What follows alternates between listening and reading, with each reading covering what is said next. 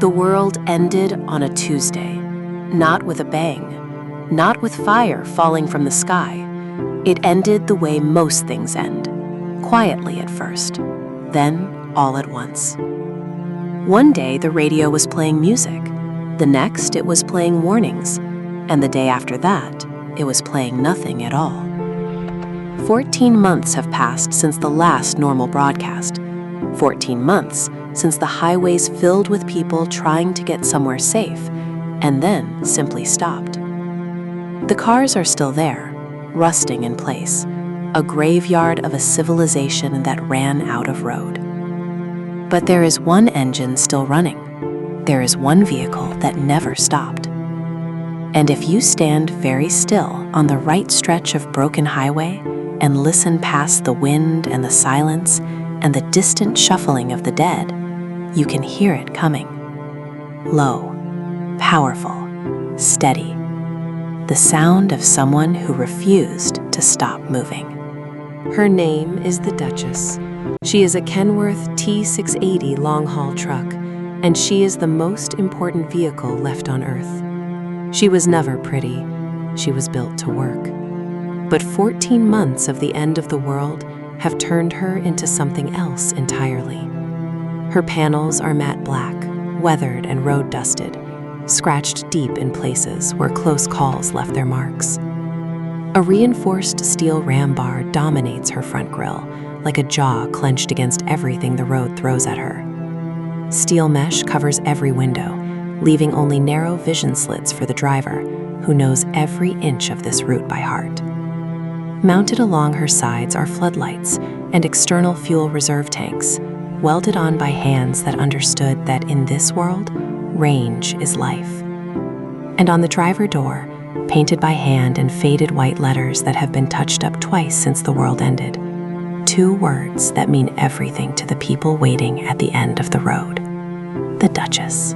Behind the wheel is the reason the Dutchess never stopped.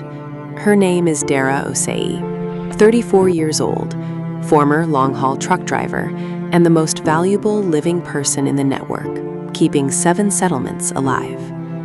She sits the way people sit when they have spent more of their life in a cab than out of one, completely at ease and completely alert, both things at once. A burnt orange mechanic's jacket, sleeves rolled to the elbows, with a small iron-on patch on the left chest, a cartoon truck, the word Dutchess written beneath it. Under it, a dark navy thermal, olive cargo pants, steel-toed brown work boots worn to their last mile, a backwards olive green baseball cap pulled low, fingerless leather gloves, and on her right wrist, a braided leather bracelet she has not removed in 11 months. Both hands rest on the wheel. Her dark brown eyes move in a steady rhythm between the road ahead and the mirrors, not nervously, professionally. Dara Osei knows the difference better than anyone still alive. She passes through what used to be a town. She does not slow down. There is no reason to slow down anymore. The gas station on the left has been burned to its foundation. The canopy collapsed onto the pumps like a broken spine. The grocery store on the right has been gutted so completely that the inside is visible from the road. Empty shelves, torn ceiling panels, the ghost of an ordinary Tuesday morning shopping run that never finished. A traffic light still hangs over the intersection ahead, swinging gently in the wind, showing nothing. No red, no green, no signal at all. Just the reminder that this was once a place where people waited for permission to move. Dara does not wait for permission. She rolls through the dead intersection without lifting her foot, and the town disappears in her mirrors, like everything else she has left behind. The CB radio crackles. Dara picks up the handset without taking her eyes off the road. The voice on the other end belongs to a man named Hatch, the supply coordinator at Pharaoh's Gate, her first stop on today's run. He tells her she is 2 hours behind schedule. She tells him the Route 9 overpass had a drift on it, maybe 200 infected blocking the crossing, and that she went around. He tells her there are people waiting on the medicine in her trailer. She tells him they will get it. He starts to say something else. She sets the handset down. The green light on the CB unit blinks steadily. Outside, the highway opens back up into empty flatlands. Dara checks her mirrors. She checks them again. Then she reaches up and touches the photograph in the sun visor, not looking at it, just touching it, and puts both hands back on the wheel. She remembers the night it started. She was at the depot, checking a manifest, arguing with a coworker about the best route to take out of state. Her phone rang. It was her brother, Kwame. He was 17 years old and he never called unless something was wrong. She picked up and he told her to turn on the news. Any channel. It did not matter which one. They were all showing the same thing. She stood in the middle of the depot floor with diesel smell in the air and fluorescent lights buzzing overhead, and she watched a reporter on a small mounted television describe what was happening in the cities. The words the reporter used were careful at first. Then they stopped being careful. Dara stood there for 43 seconds, watching the screen. Then she walked to her truck and started the engine. She called Kwame back. She told him to pack one bag. She told him she was coming. She told him she would be there in 2 hours. She was there in 90 minutes. She does not finish that memory. She never finishes that memory. She pulls it out when the road is long and puts it away before it reaches the part she cannot sit with. Dara Jose is very good at knowing which memories she can afford to carry and which ones she cannot. Grief is weight, and weight costs fuel, and fuel is the most valuable thing left on earth. So she drives. She runs the numbers in her head instead. Pharaoh's Gate is 40 minutes out. She has antibiotics, clean bandages, 2 crates of canned protein, and 1 small locked box in the back of the trailer, addressed to nobody, because the person it was meant for never arrived to collect it. She does not think about that either. 40 minutes. Clean run. She turns up the CB to catch any road reports from other runners, even though other runners have been getting harder and harder to find. Pharaoh's Gate comes into view from 2 miles out if you know where to look. Most people do not know where to look. That is intentional. The settlement is built inside and around a converted highway fuel depot, walls constructed from stacked vehicles, shipping containers, and chain link reinforced with welded steel sheeting. Guard towers rise from each corner, improvised but functional, with long sight lines in every direction. 200 people live inside those walls. 200 people who are alive today, in part because Dara Jose knows how to drive. She hits the horn twice as she approaches, the signal that tells the gate guards she is not a threat and not infected and not being followed. 2 blasts, no more, no less. The gate is a wall of welded metal panels on a sliding track. It takes 4 men to move it. It opens for her. Inside, people are already moving toward the trailer before she has finished parking. There are things in that truck that people need badly enough to stop what they are doing the moment they hear the engine. The man who meets her is named Hatch. He is a broad, rough-handed man in his mid-40s who runs supply coordination for Pharaoh's Gate with the efficiency of someone who knows exactly how close to the edge they are running at any given moment. He has a clipboard. He always has a clipboard.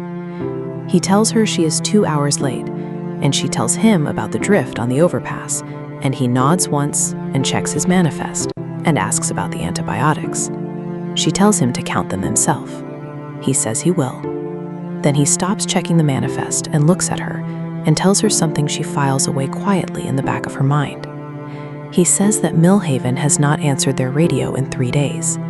She tells him Millhaven is always slow with radio discipline. He says, 3 days, Dara. She meets his eyes. She tells him she will check on them next run. She turns back to the unloading, but her jaw is tight.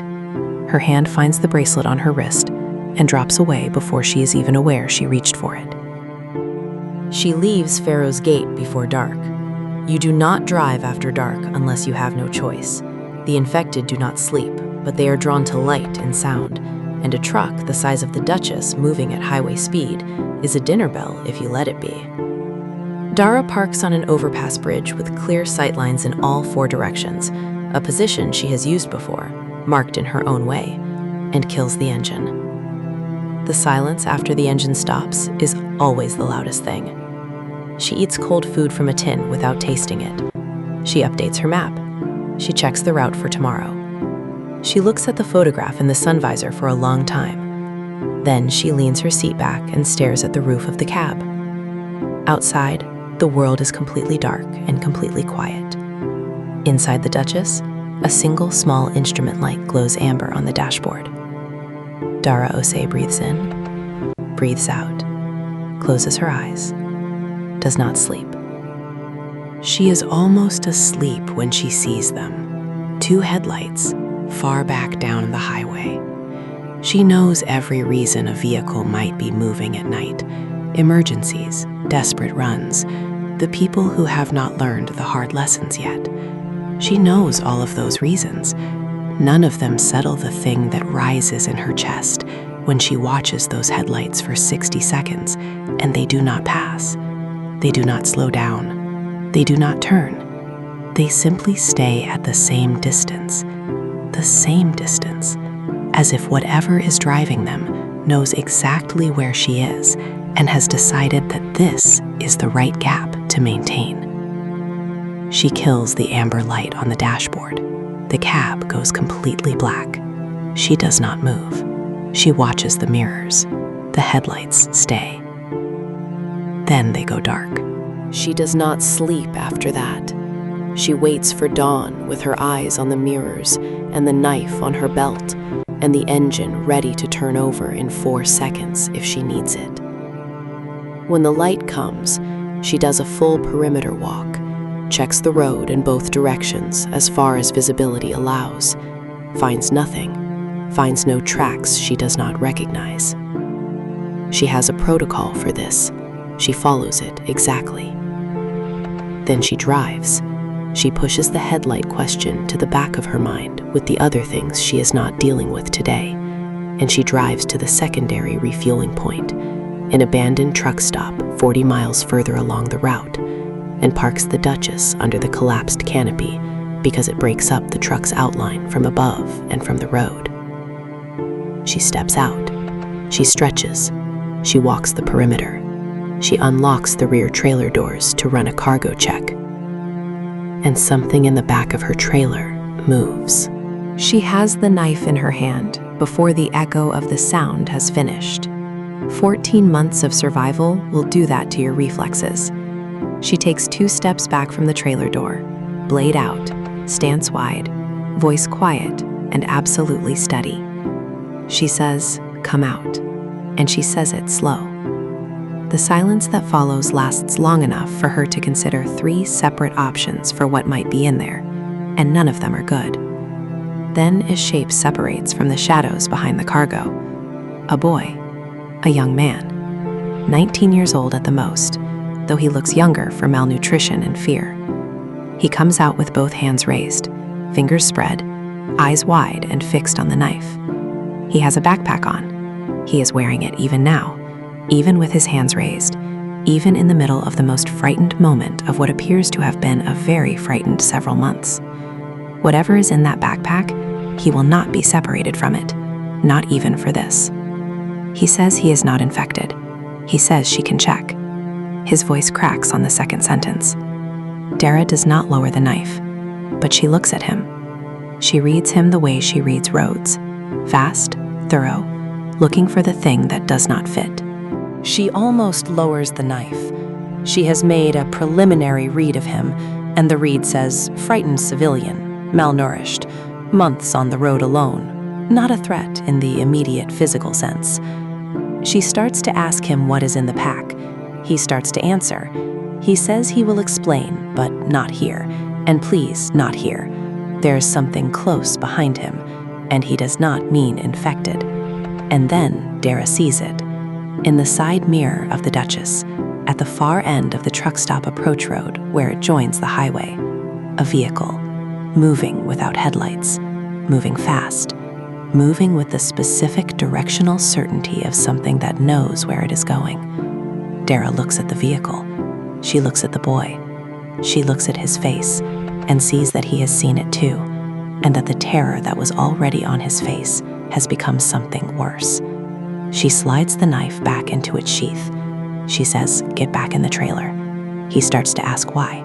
She says, "Now." She is already moving. The Dutchess comes to life the way she always does, the engine turning over on the first attempt, deep and immediate, a sound that Dara has built 14 months of survival around. Kofi scrambles into the trailer. She slams the door on him from outside without locking it. No time for the lock. He will figure it out. And she is in the cab before the door of the trailer has finished swinging. The pursuing vehicle has turned into the truck stop approach road. It is close enough now to see clearly. A dark SUV, heavy and modified, moving without plates, moving without lights, moving with the terrible calm of something that has done this before. Dara does not look at it for longer than she needs to. She pulls out of the truck stop. She gets the Dutchess onto the highway, and she opens the throttle. Behind her, the SUV follows. It does not hang back this time. No careful distance, no strategic gap. It simply comes. And somewhere in the back of her trailer, a 19-year-old boy with a backpack full of something someone wants badly enough to chase it through the ruins of the world is holding on with both hands, while the road ahead of them is unknown, and the road behind them is not safe. And the only thing between all of it and whatever comes next is a burnt orange jacket and a matte black truck, and a woman who has never once in 14 months stopped moving.